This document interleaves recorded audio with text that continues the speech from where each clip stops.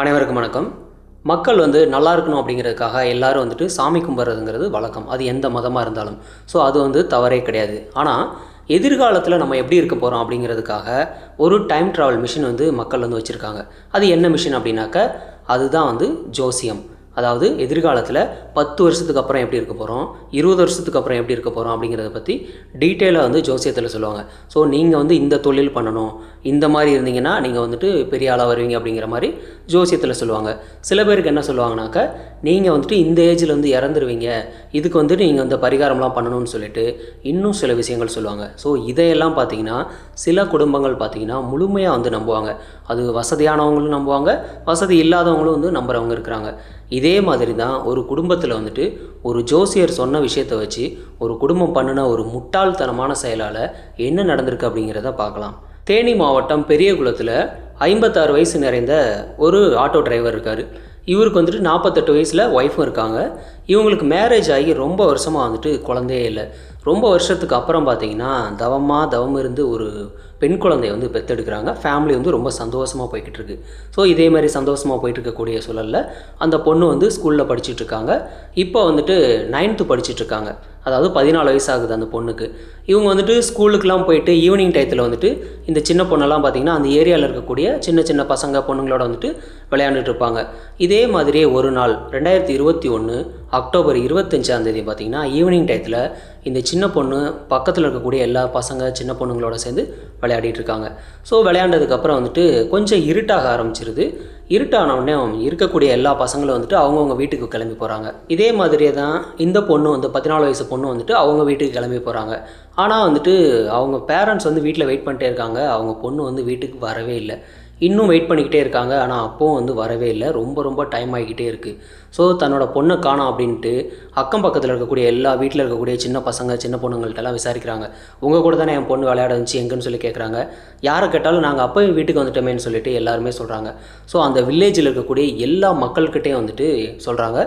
மொத்த கிராம மக்களும் சேர்ந்து இந்த குழந்தைய தேட ஆரம்பிக்கிறாங்க. ஆனால் எங்கே தேடியும் இந்த பொண்ணு ஆளே காணோம். ஸோ இதுக்கு மேலே டைம் வேஸ்ட் பண்ணக்கூடாது அப்படிங்கிறக்காக இவங்க பேரண்ட்ஸ் என்ன பண்ணுறாங்கன்னா போலீஸில் போயிட்டு நைட்டோட நைட்டாக ஒரு மிஸ்ஸிங் கம்ப்ளைண்ட்டை பதிவு பண்ணுறாங்க. போலீஸும் உடனடியாக எல்லா பக்கமும் தேட ஆரம்பிக்கிறாங்க. அவங்களோட சின்ன சின்ன ஃப்ரெண்ட்ஸுக்கிட்டலாம் விசாரிக்கிறாங்க எங்கெல்லாம் போயிருப்பாங்கன்னு சொல்லிட்டு எல்லா இடங்களும் தேடி பார்க்குறாங்க. எங்கே தேடியும் இந்த பொண்ணை ஆளை கண்டுபிடிக்கவே முடியல. அடுத்த நாள் பார்த்திங்கன்னா அதிகாலை நேரத்தில் பார்த்திங்கன்னா அந்த கோழி கூற டைம் சொல்லுவாங்க. அந்த டயத்தில் இந்த சின்ன பொண்ணு அந்த ஊரோட என்ட்ரன்ஸ்லேருந்து அப்படியே நடந்து வந்துட்டுருக்காங்க. அதாவது எப்படின்னா நார்மலாக நடந்து வர கிடையாது. ரொம்ப அழுதுகிட்டு ஏதோ ஒரு பறி கொடுத்த மாதிரி ஒரு பித்து பிடிச்ச மாதிரி இந்த பொண்ணு நடந்து வந்துட்டுருக்காங்க. அந்த டயத்தில் இந்த டீ கடைக்கெலாம் டீ குடிக்கக்கூடிய அந்த மக்களாக இருக்கட்டும், அதிகாலையில் இந்த வீடு வாசலில் சாணம் தெளிக்கக்கூடிய மக்கள்னு சொல்லி இந்த மாதிரி அதிகாலையில் எழுந்திருக்கக்கூடிய மக்கள் சில பேர் இந்த பொண்ணை பார்க்குறாங்க. பார்த்துட்டு உன்னை காணான்னு அவங்க அம்மா தேடிட்டு இருக்காங்க, நீ எங்கே போனால் உனக்கு என்ன ஆச்சு அப்படின்னு சொல்லிட்டு இந்த பொண்ணுகிட்ட கேட்குறாங்க. இவங்க கேட்குற எந்த கேள்விக்கும் இந்த பொண்ணு பதிலே சொல்லவே இல்லை. அந்த பொண்ணு பார்த்திங்கன்னா அவங்கள நேராக கூட பார்க்க கிடையாது. எப்படி இருக்காங்கன்னா பித்து பிடிச்ச மாதிரி எதையோ பறி கொடுத்துட்டு என்ன சொல்கிறது சுற்றி என்ன நடக்குதுன்னே தெரியாத அளவுக்கு இந்த பொண்ணு இருக்காங்க. இப்படியே நேராக இந்த பொண்ணு அவங்க வீட்டுக்கு போகிறாங்க. போனதுக்கப்புறம் அதை பார்த்து அவங்க அம்மாவுக்கு ரொம்பவே சந்தோஷம். நம்ம பொண்ணு காணாமல் போன பொண்ணு நல்லபடியாக வந்துட்டாங்கன்னு. ஆனால் ஒரு சின்ன ஒரு மனக்கவலை என்ன அப்படின்னா அவங்க என்ன பேசினாலும் என்ன கேள்வி கேட்டாலும் அந்த பொண்ணு அதை காதலே வாங்காமல் எதையோ பறி கொடுத்த மாதிரி ஏதோ ஒன்று நினச்சிக்கிட்டே அந்த பொண்ணு இருந்திருக்காங்க. உடனடியாக என்ன பண்ணுறாங்கன்னா இவங்க அம்மா போலீஸுக்கு இன்ஃபார்ம் பண்ணுறாங்க.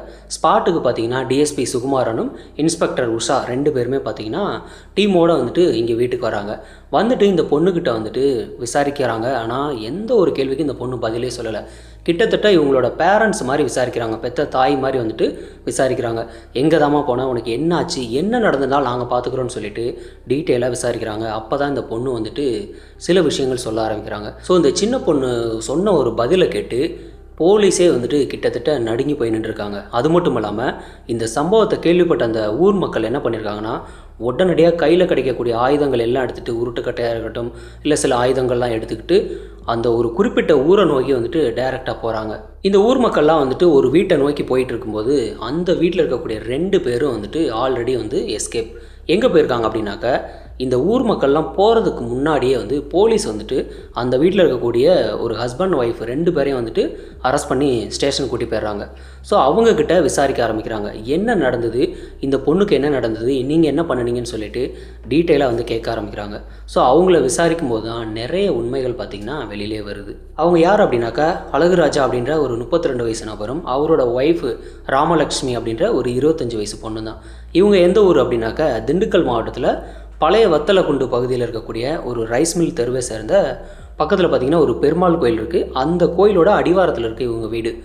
இவங்கள வந்துட்டு போலீஸ் வந்து அரெஸ்ட் பண்ணியிருக்காங்க. இங்கே காணாமல் போன பொண்ணுக்கும் இங்கே இருக்கக்கூடிய நபர்களுக்கும் என்ன சம்மந்தம் அப்படின்னு சொல்லிட்டு விசாரிக்கும் போது தான் சில விஷயங்கள் வெளில வருது. என்ன அப்படின்னா, அதாவது இந்த ஃபேமிலிக்கு பார்த்திங்கன்னா ஜோசியத்து மேலே வந்து ரொம்பவே நம்பிக்கை ஜாஸ்தியாக இருந்துகிட்ருக்கு.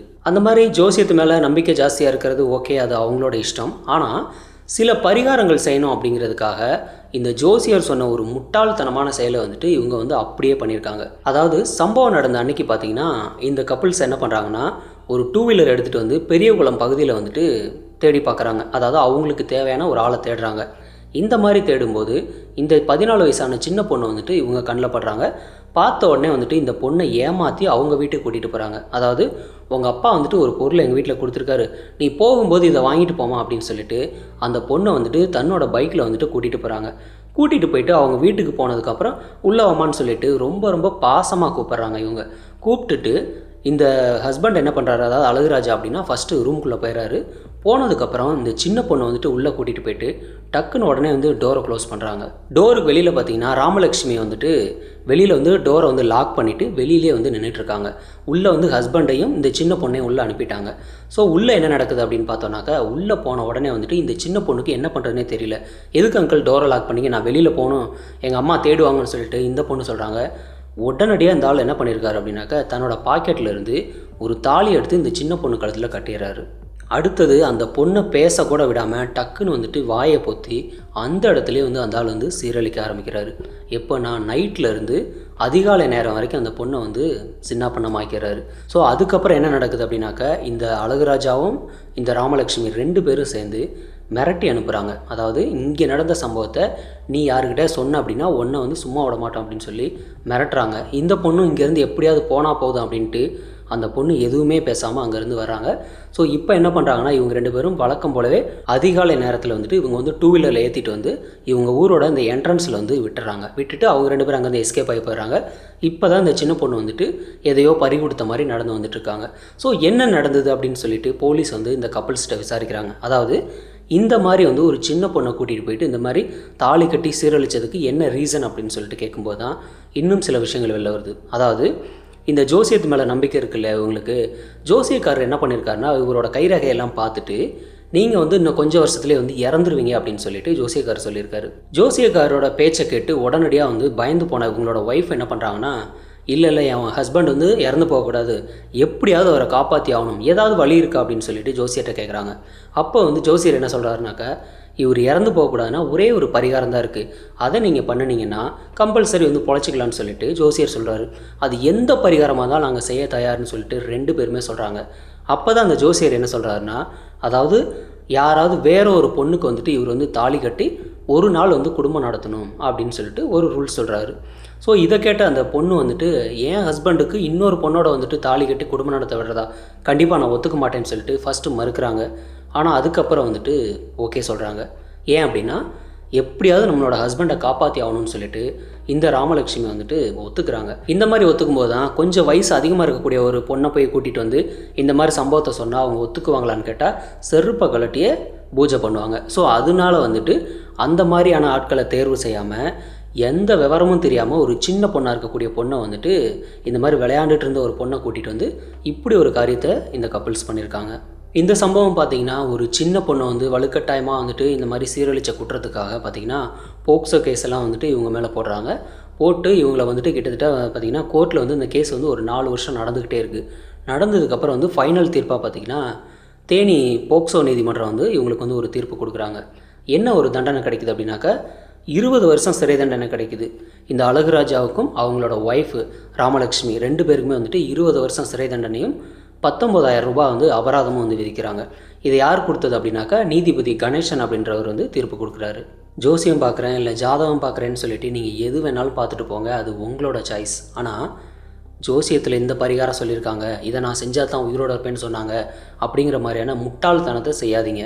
அதாவது ஒரே ஒரு விஷயம் மட்டும் கொஞ்சம் யோசிச்சு பாருங்கள். என்ன அப்படின்னா, நீங்கள் எதிர்காலத்தில் எப்படிலாம் இருப்பீங்க அப்படிங்கிறத பற்றி ஜோசியர் சொல்கிறாரு அப்படின்னாக்க, ஜோசியருக்கு அவரோட எதிர்காலம் தெரியும் இல்லையா? அதாவது எதிர்காலத்தில் நம்ம வந்து ஒரு ஜோசியம் தான் பார்க்க போகிறோம்னு சொல்லி அவருக்கு தெரியுமா, இல்லை வேறு ஏதாவது ஜோசியர் சொன்னாரா? இந்த கேள்வியை கேட்டிங்கனாவே ஆட்டோமேட்டிக்காக உங்களுக்கே வந்துட்டு ஒரு தெளிவு கிடைக்கும். அதனால் ஜோசியம் பாருங்கள், பார்க்காம போங்க, அது மேலே நம்பிக்கை வைங்க, வைக்காமல் போங்க, அது உங்களோட விருப்பம். ஜோசியன்ற பேரில் இல்லை பரிகாரன்ற பேரில் அடுத்தவங்களை வந்துட்டு இந்த மாதிரி வந்து துன்புறுத்துகிற வேலை பண்ணினீங்கன்னா ரிசல்ட்டு வேறு எங்கேயும் வந்து நிற்காது, இப்படி தான் வந்து நிற்கும்.